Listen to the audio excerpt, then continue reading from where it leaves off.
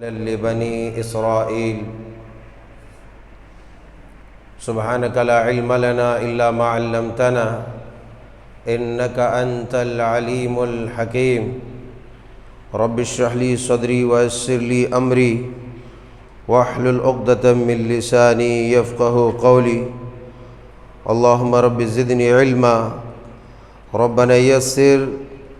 ولا تعسر وتمم بالخير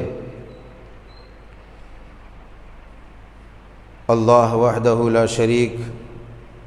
مالک الملک مالک ارض و سما رب العالمین احکم الحاکمین ارحم الراحمین مولا کریم کا بے پایہ شکر و احسان ہے کہ اس رب ذوالجلال والاکرام نے ہمیں دین رحمت کا مصداق بنایا، اس کا ماننے جاننے والا اور دین رحمت کا دوسروں تک پہنچانے والا بنایا۔ احباب گرامی، جیسا کہ گزشتہ خطبات سے یہ باتیں چلتی آ رہی ہیں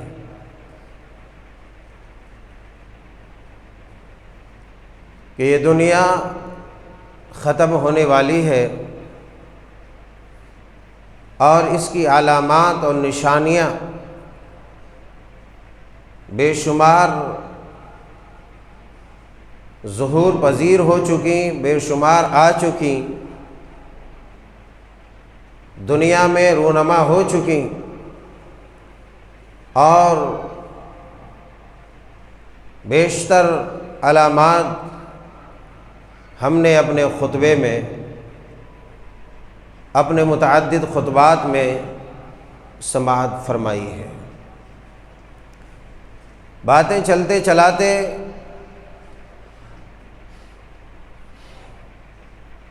نبینا حضرت عیسیٰ علیہ السلام تک پہنچی تھی کہ عیسیٰ علیہ السلام زندہ اور تابندہ آسمان پر اٹھا لیے گئے ہیں۔ یوں تو یہ صحیح العقیدہ مسلمانوں کا عقیدہ ہے اور ہمارے عقیدے میں یہ بات داخل ہے کہ بر رفعہ اللہ الیہ، اللہ تبارک و تعالیٰ نے عیسیٰ علیہ السلام کو زندہ اور تابندہ آسمان پر جسم اور روح کے ساتھ اٹھا لیا ہے، مگر اس کے منکرین بھی کچھ ہے۔ جہاں پر اس عقیدے کے منکر عیسائی، یہودی اور دیگر جماعتیں ہیں، وہاں پر مسلمانوں کا بھی بہت سارا طبقہ اس عقیدے کا انکار کرتا ہے اور قرآن مقدس کی آیات مبارکہ مطہرہ کی غلط تعویلات کر کے، اس کا غلط معنی اور مفہوم لے کر کے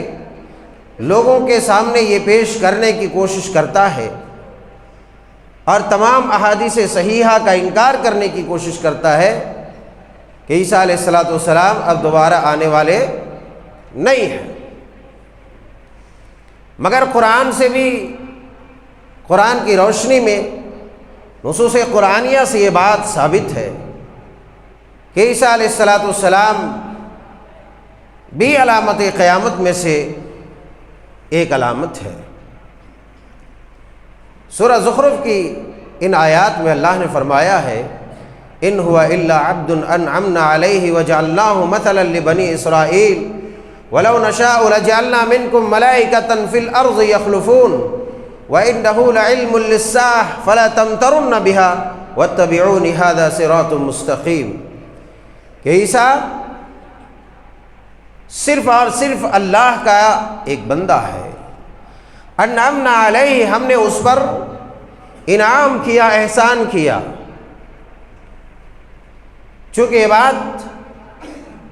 پچھلے خطبے میں بھی مبین ہو چکی تھی، واضح ہو چکی تھی،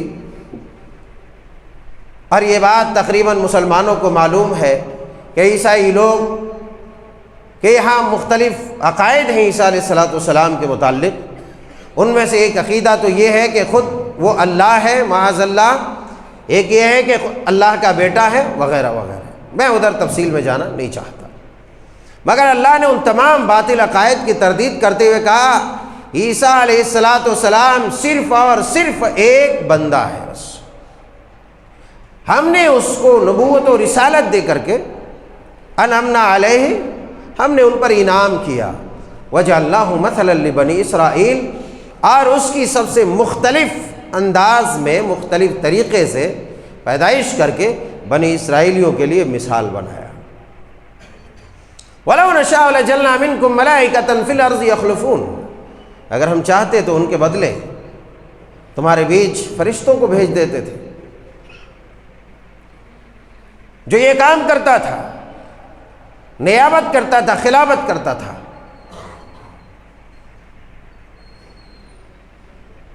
وَإِنَّهُ لَعِلْمٌ لِلسَّاعَةِ، اس کے بعد فرمایا کہ یقیناً وہ وَإِنَّهُ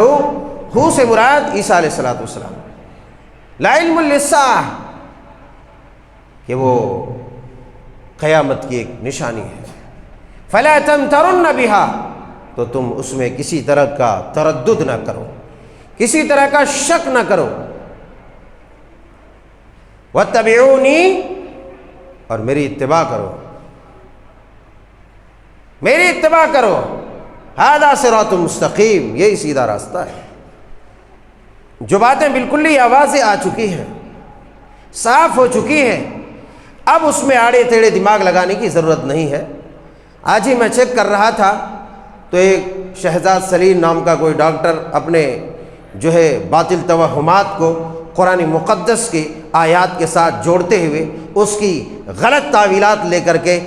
تمام احادیث صحیحہ کا اس انداز میں انکار کر رہا تھا کہ گویا کہ یہ ساری باتیں جو نزول عیسیٰ علیہ السلام کے متعلق ہے وہ سب کے سب جھوٹ ہے۔ ان کا کہنا تھا کہ اگر ایسا ہوتا تھا تو اللہ تعالیٰ نے واضح الفاظ میں قرآن میں کہیں نہ کہیں ذکر کیا ہوتا تھا۔ یہ ضروری نہیں ہے کہ ساری باتیں قرآن ہی میں آ جائے،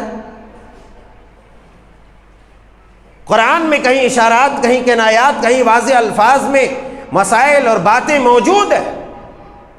اور یہی وجہ ہے کہ آیات قرآنیہ کی تفسیر کے لیے سید الرسل علیہ السلام کی بعثت ہوئی۔ آپ کو نبوت و رسالت سے سرفراز کیا، آپ کی احادیث مبارکہ قرآن کی تشریح ہے، قرآن کی تفسیر ہے، اور تفسیر اصل یہی ہے کہ قرآن کی آیت کی تفسیر پہلے قرآن کی آیت سے کی جائے، اس کے بعد اس کی تفسیر نبی کی حدیث سے کی جائے، اس کے بعد اس کی تفسیر صحابہ کی، اس کے بعد تابعین کی۔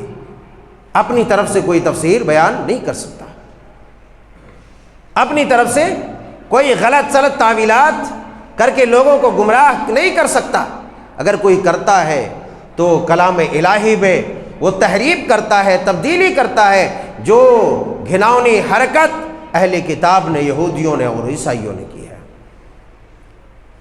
مشہور مفسر قرآن حضرت عبداللہ بن عباس رضی اللہ تعالی عنہ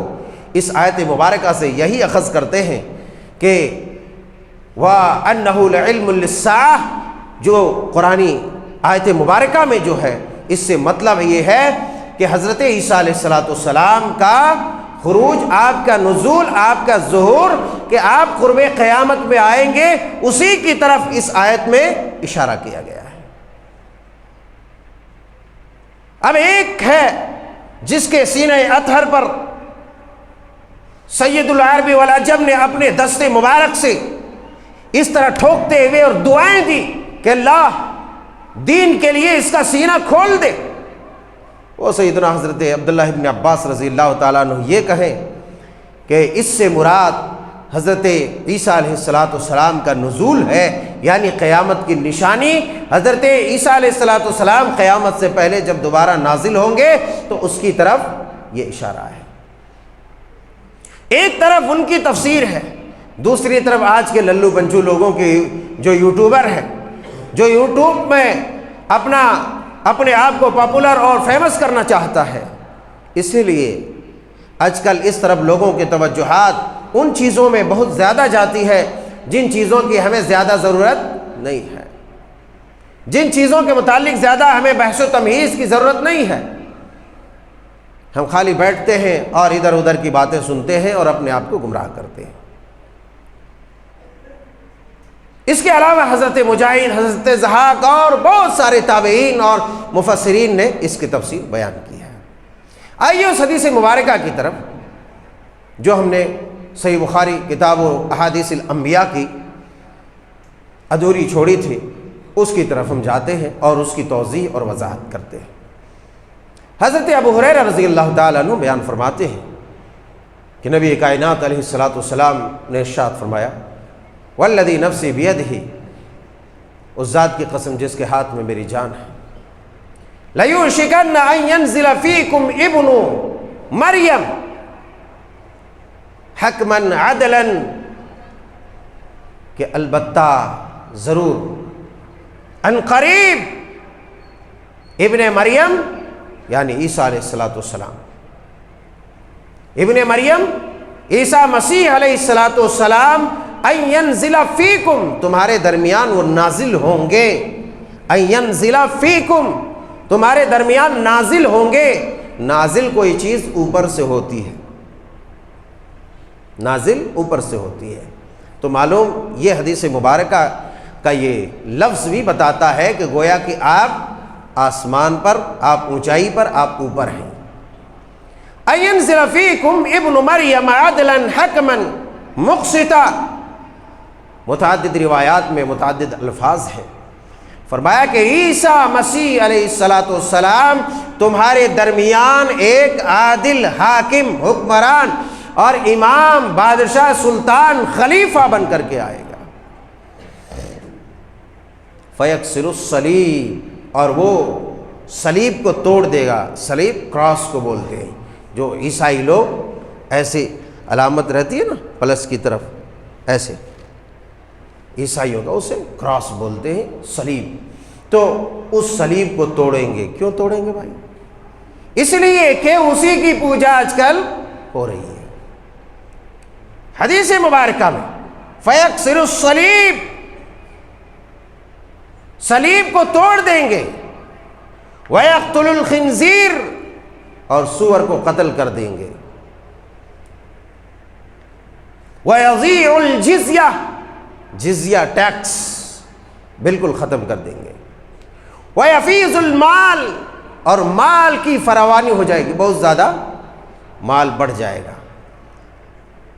مال اتنا بڑھے گا حَتَّى لَا يَقْبَلُهُ أَحَدٌ، یہاں تک کہ اس قدر فراوانی ہو جائے گی مال کی کہ مال کوئی لینے والا نہیں ہوگا۔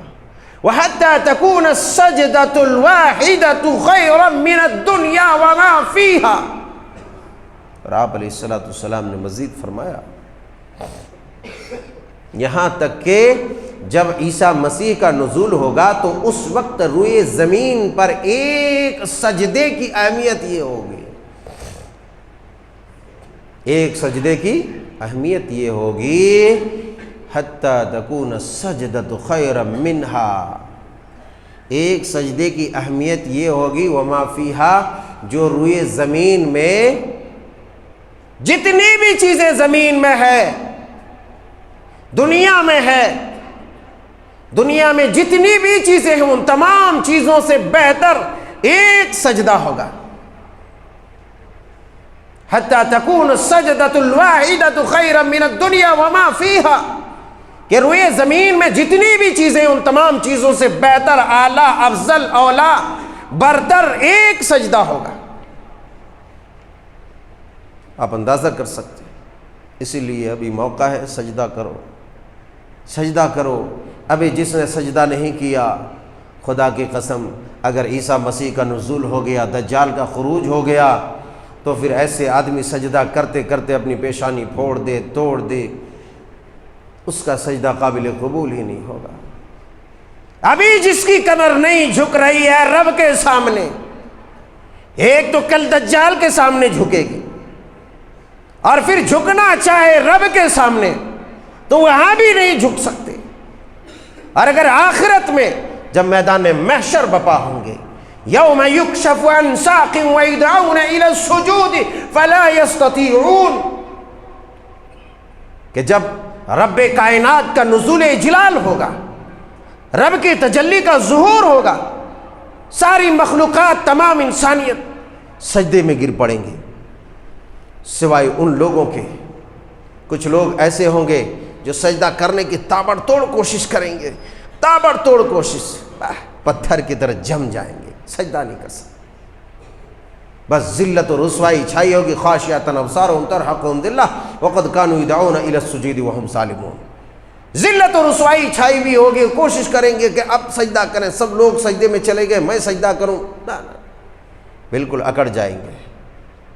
اللہ جل شانہ سبحانہ و تعالیٰ نے بیان فرمایا کہ اس لیے اکڑیں گے کہ یہ لوگ، ان لوگوں کی کمر میں جب گودے تھے، جب طاقت تھی، اور جب میں نے جھکنے اور اٹھنے بیٹھنے کی صلاحیت اور طاقت رکھی تھی، تب ان لوگوں کو بڑے خوشامد کر کر کے تیل لگا لگا کے لوگ بلاتے تھے، چلے نماز پڑھ لو، نماز پڑھو، ایسا ہو جائے گا، ویسا ہو جائے گا، نماز نہیں پڑھے تو۔ تب ان لوگوں نے کیا کیا؟ تکبر کیا، ان لوگوں نے نماز نہیں پڑھا، کہہ رہے ہماری تو جوانی ہے، توانائی ہے، قوت ہے، ساری چیزیں،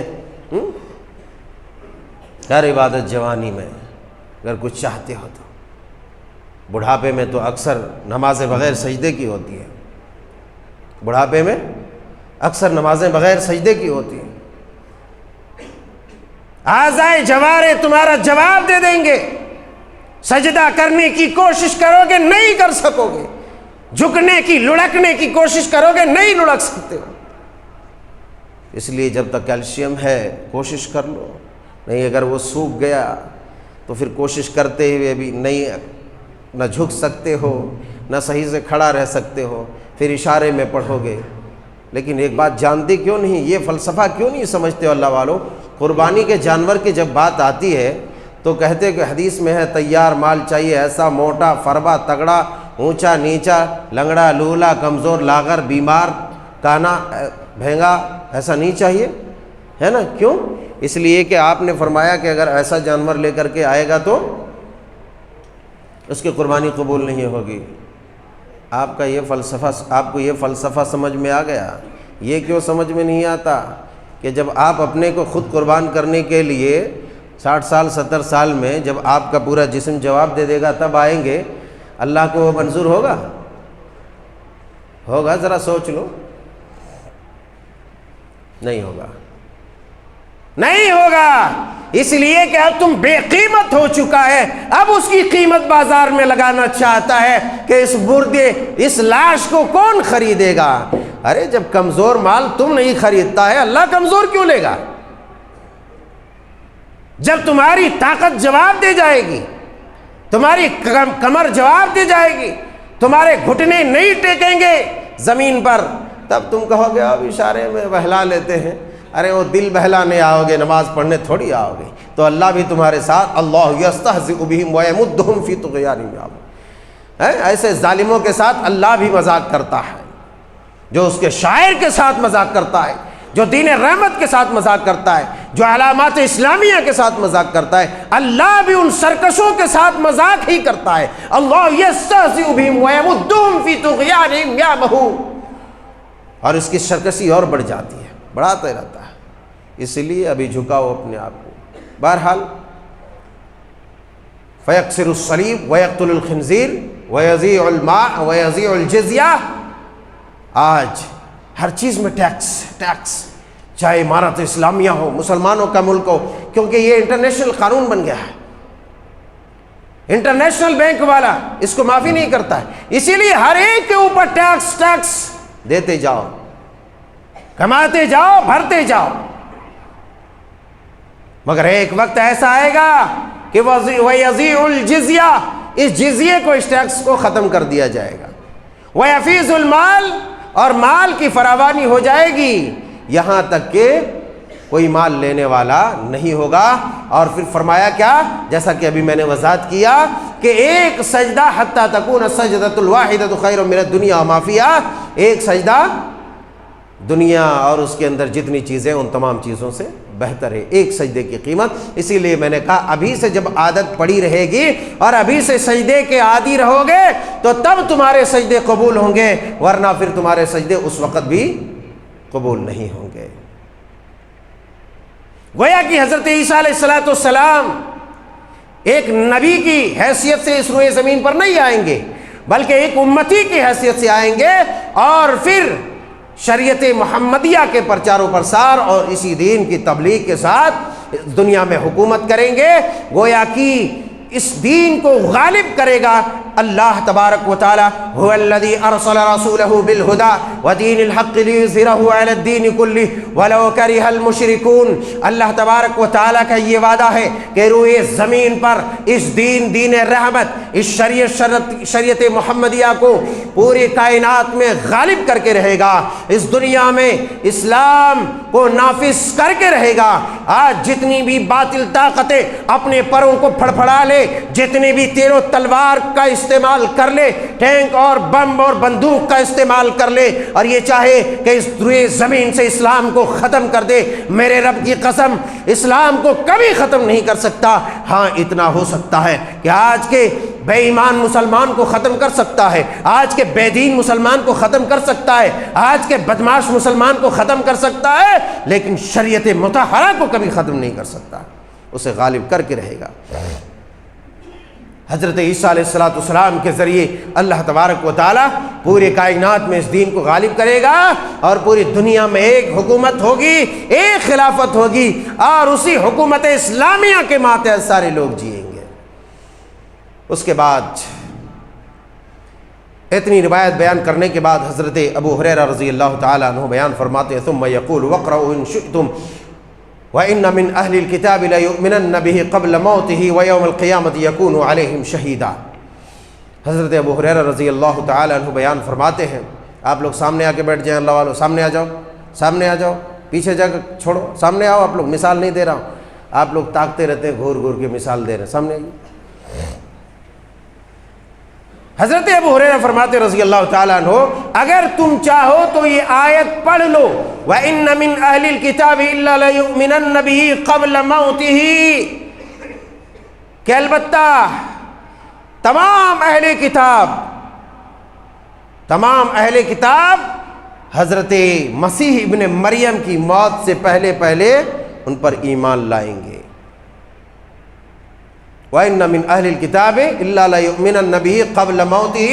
وَيَوْمَ الْقِيَامَةِ يَكُونُ عَلَيْهِمْ شَهِيدًا، اور اس بات پر آپ قیامت کے دن گواہ ہوں گے۔ معلوم یہ ہوتا ہے کہ حضرت عیسیٰ علیہ السلام جب آپ موجود تھے تب تو تمام لوگوں نے آپ پر ایمان نہیں لایا، مگر مفسرین کہتے ہیں، حضرت عبداللہ ابن عباس اور دیگر محدثین مفسرین تشریح اور تفسیر بیان کرتے ہیں کہ اس آیت کریمہ میں یعنی حضرت عیسیٰ علیہ السلام کا جب نزول ہوگا دوبارہ، تو روئے زمین پر جتنے بھی عیسائی ہوں گے، جتنے بھی اہل کتاب ہوں گے، سب کے سب حضرت عیسیٰ علیہ السلام کے اوپر ایمان لے آئیں گے آپ کی موت سے پہلے۔ اور یہی حدیث مبارکہ کا بھی مفہوم ہے کہ فَيَكْسِرُ الصَّلِيبَ، صلیب کو توڑیں گے،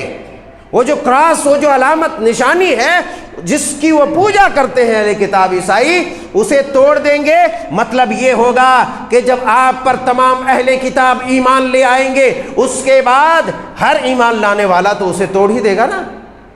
اسے توڑ دے گا۔ وَيَقْتُلُ الْخِنْزِيرَ،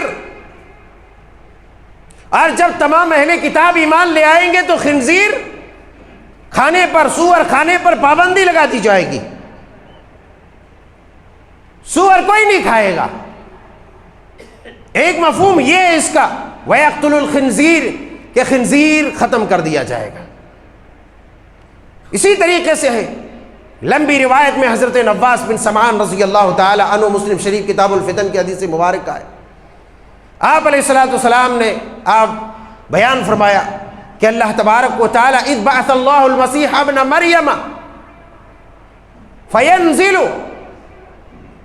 عیسیٰ مسیح ابن مریم نازل ہوں گے عند المنارۃ البیضاء شرقیہ دمشق، ملک شام دمشق میں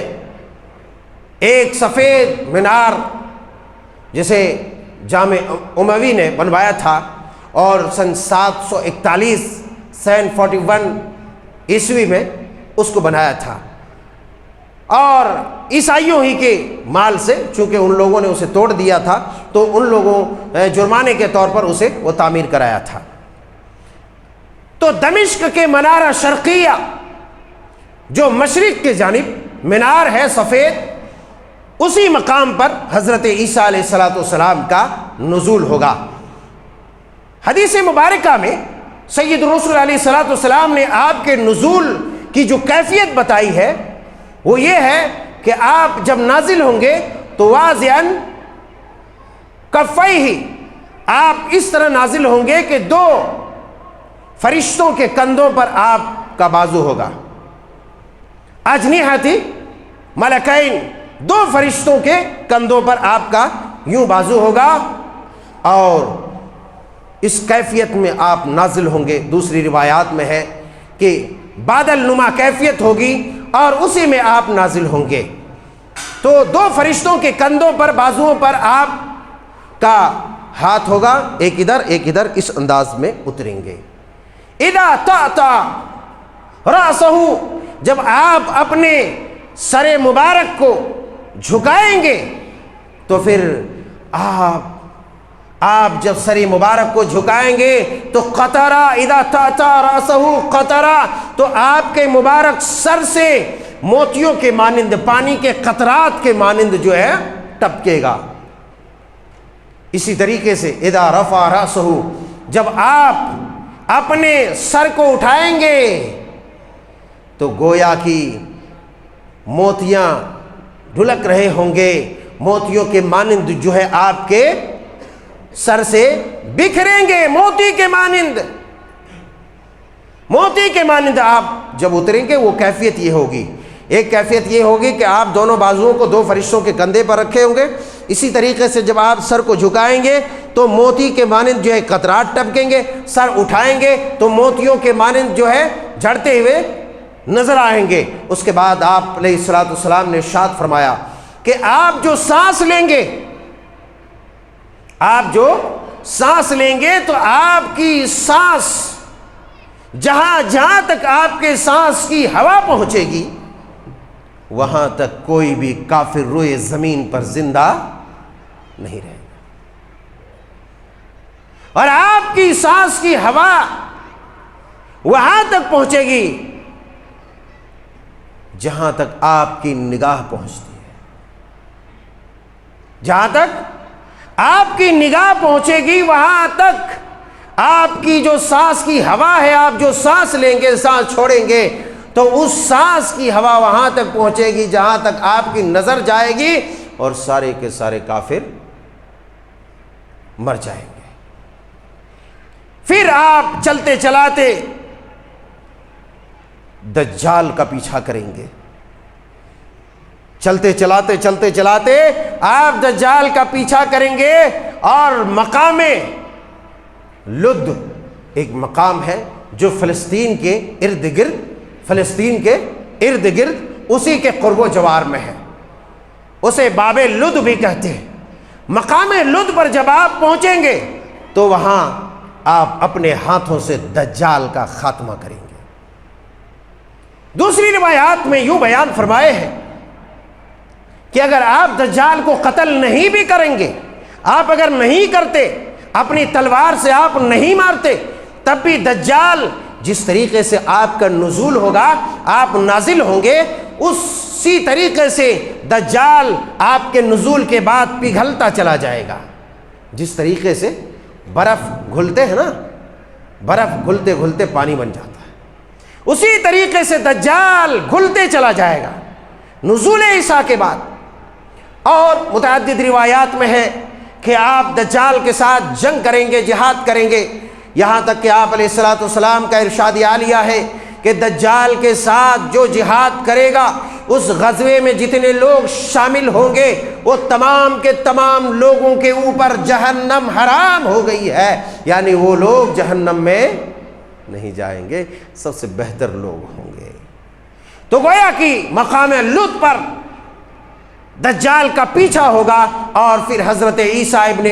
مریم علیہ السلام دجال کا مقام لط یعنی فلسطین کے قرب و جوار کسی مقام پر، وہ جگہ جہاں پر ہے یہ نامی جگہ، وہاں پر دجال کا آپ خاتمہ کریں گے انشاءاللہ تبارک و تعالی۔ حضرت عیسیٰ مسیح ابن مریم علیہ السلام کے متعلق آئندہ خطبے میں مزید ہم تفصیلات کا ذکر کریں گے کہ بقیہ ان کے نزول کے بعد کیا روئے زمین میں مزید کیفیات ہوں گی، کیا جو ہے حالات ہوں گی، اس حالات پر ہم تذکرہ کریں گے۔ اللہ جل شانہ سبحانہ تعالیٰ سے دعا ہے کہ مولا کریم سب سے پہلے ہمارے ایمان و عقیدے کو درست کر دے، کیونکہ اس وقت سب سے زیادہ بے عملی، بد عملی، بد اخلاقی یہ تو ہے ہی ہے، مگر عقیدے کی بہت زیادہ کمزوریاں ہمارے پاس موجود ہیں، عقیدے کی کمزوریاں۔ اور یاد رکھیں، پھر میں وہی بات کہتا ہوں کہ جو لوگ عقائد کے اعتبار سے، عقیدے کے اعتبار سے کمزور ہوں گے، نہ وہ دجال کے فتنے سے بچ سکیں گے، نہ آج کے چھوٹے چھوٹے دجالی فتنوں سے بچ پائیں گے۔ اس لیے ہمیں ضرورت اس بات کی ہے کہ اگر ہمیں مومن بننا اور رہنا ہے، اور اگر کل تک ہم زندہ رہے کہ مسیح ابن مریم کا نزول ہو اور ہم ان کے صفوں میں شامل ہوں، ان کے ساتھ جہاد کریں، اگر اللہ تعالی ہماری حیات اتنی رکھے، اگر ہماری حیات اتنی لمبی ہو، تو اللہ تعالی ہمیں اس جماعت میں شامل کر دے جو دجال کے خلاف جہاد کریں گی۔ لیکن یاد رکھو، اس جماعت میں وہی لوگ شامل ہو سکتے ہیں جو صحیح العقیدہ ہوں گے، جو اللہ کے رسول حضرت عیسیٰ رسول اللہ اور دیگر انبیاء اکرام علیہم الصلاۃ والتسلیم کے متعلق صحیح عقیدہ رکھتے ہوں گے اور شریعت کے مطابق زندگی گزارنے والے ہوں گے، وہی لوگ اس جماعت میں شامل ہو سکتے ہیں، دوسرے لوگ نہیں ہو سکتے ہیں۔ اللہ جل شانہ سبحانہ تعالی ہم سب کے دین ایمان کی حفاظت فرمائے، ہر طرح کے شرور و فتن سے بچائے، آمین۔ تقبل یا رب العالمین وآخر۔